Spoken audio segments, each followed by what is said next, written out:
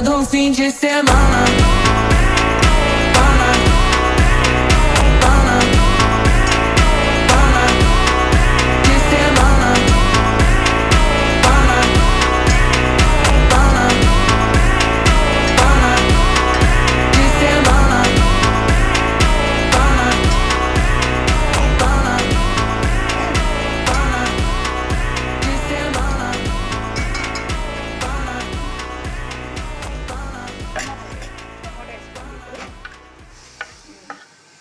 tomato వేసుకోండి,